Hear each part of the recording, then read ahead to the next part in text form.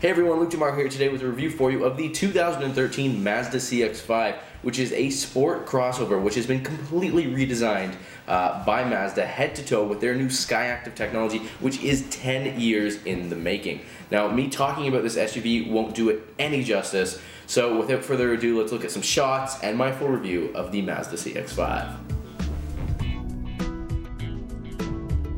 Now personally, I think that Mazda has done a great job with the redesign of this car. Thank God they got rid of the old CX-7 and the old CX-9 design. It was just so dull and just so dead looking. They've really amped it up with this bolder and fierce looking design, however still maintaining some classic Mazda-like characteristics. Like the front features this beautiful big grille with these nice wing-like characteristics, and those wings follow right into the headlamps, which looks really nice.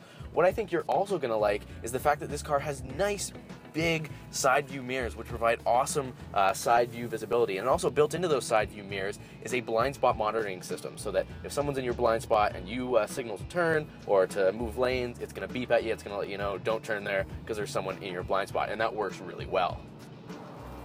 Now this car is borderline between being off-road capable, but still the kind of vehicle that you take your kids to school in the morning, and I say that because the Mazda CX-5 has a few unique features. One of those unique features is the 8-inch ground clearance, which is above average for an SUV of this size. The other unique feature is the SkyActiv engine under the hood, which has the ability on a challenging terrain like snow or dirt off-roading to distribute 50% of the car's torque to the rear wheels, so it learns and adapts to the surface that you're driving on. So if you're driving on snow, for instance, when Nemo hit a few days ago and everybody was told to stay inside, I took the CX-5 out to see a few of my mates and it powered through on roads with 2-3 feet of snow, without a hiccup, no slip, great grip on this car, and that was just in snow. I unfortunately didn't have a chance to take it off-road, but I can only imagine that it would be awesome. Now, a lot of people overlook this feature, but it's always one to mention. When you purchase the Mazda CX-5, you're going to get a wireless key fob, and I can't begin to tell you how convenient it is just to kind of walk up to the car, click this button on the side of the door here, and the door opens. I mean, I don't have to dig into my pockets and look for the keys. It's just one click, one button, simple, open, done. You'll never have to touch the Mazda key because it's also equipped with push-button start.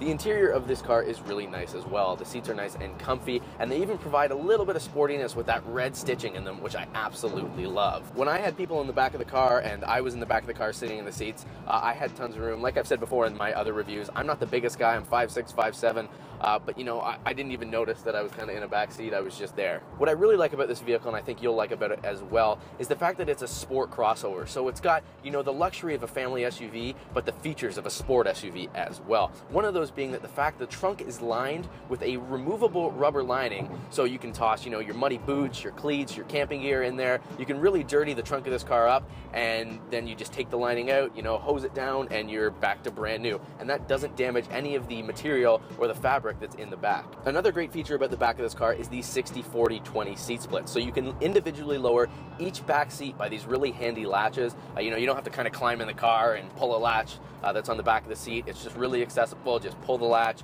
and you can bring down the middle seat or any of the side seats, so you can have one seat down, two seats down, or all three seats down. I love a car that will give you an awesome driving experience, and sitting up in the driver's seat here, I've fallen in love with these the dials here. They look really cool both at day and night. I've got my rev counter, my speedo, and then to the right I've got my trip computer on a digital gauge with my fuel and all that good jazz. But other than these dials, I find that the cockpit and the driver controls of this car are quite boring. I mean, yes, I've got this 5.8-inch media screen up here, but other than changing the media sources from FM to AM, Bluetooth, USB, and all that good stuff, it's not really useful for anything.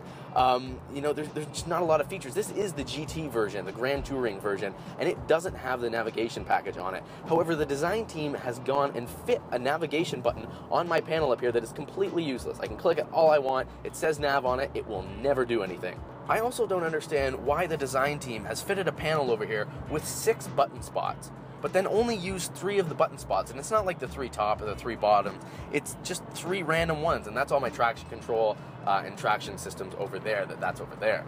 However, I will say something good about the infotainment system up here, and that is that of all the infotainment systems I've used, this is by far the quickest, the snappiest, and the most responsive infotainment system that I've used.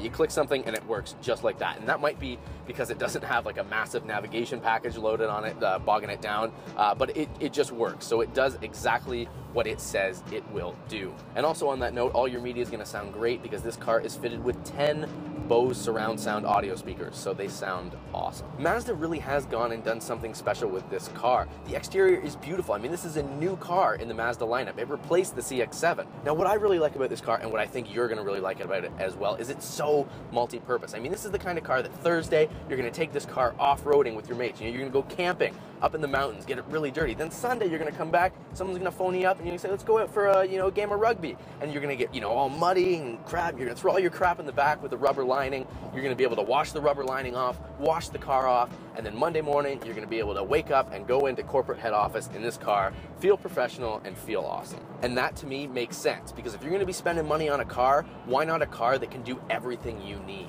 If you like this video, be sure to share, like, and subscribe, and I will see you in the next video.